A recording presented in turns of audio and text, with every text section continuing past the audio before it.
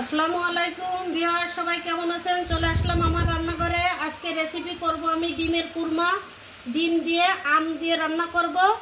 এই যে হচ্ছে ডিমটাকে আমি সিদ্ধ করে ভেজে উঠিয়ে নিয়েছি, আর এই যে আমটাকেও আমি আছে একটু গরম পানির ভিতরে দিয়ে ভাপ দিয়ে টক ভাবটা একটু দূর করে নিয়েছি। এখন রান্না করব। এই যে রান্নার জন্য আমি চুলায় কড়াই বসিয়ে দিয়েছি। এখন দিয়ে দিব হচ্ছে আমি সাদা তেল।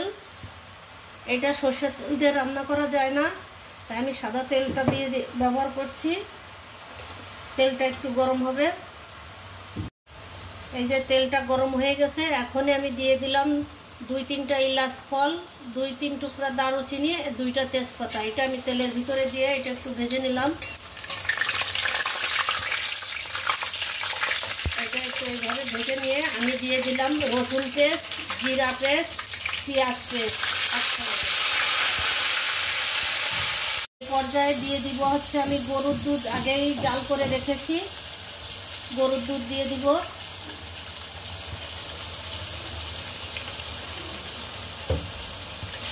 এটাকে একটু ভালো করে কষিয়ে নিয়ে গরুর দুধটা পুরোটাই দিয়ে দিব।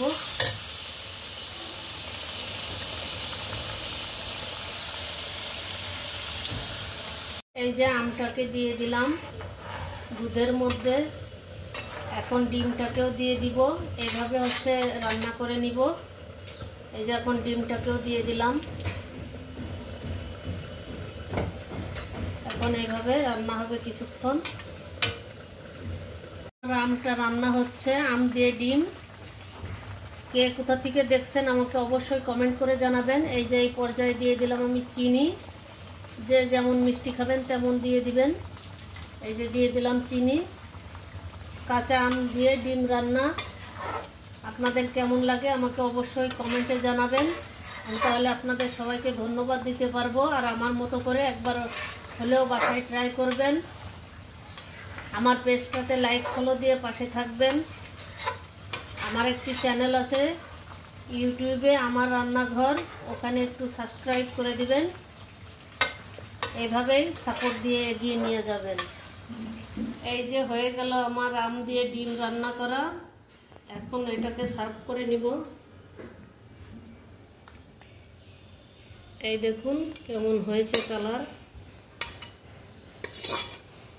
আপনারা এইভাবে বাসায় একবার ট্রাই করে দেখতে পারেন। কাঁচা আম দিয়ে। আমটা একটু শক্ত হবে, একটু লাল লাল হলে আরো ভালো হয়। এখন এই পর্যায়ে আমি ওর উপর দিয়ে দিব একটু জিরে ভাজার গুঁড়ো। এই যে এইভাবে এটা জিরে ভাজার গুঁড়োও দিতে পারেন, বেরেস্তাও ভাইজে আপনারা গুঁড়ো করে দিতে পারেন। আপনাদের কেমন লাগলো জানাবেন। এই যে আজকের মতো এই পর্যন্ত। ফিরবো অন্য কোনো রেসিপি নিয়ে। সবাই ভালো থাকেন। আল্লাহ হাফেজ।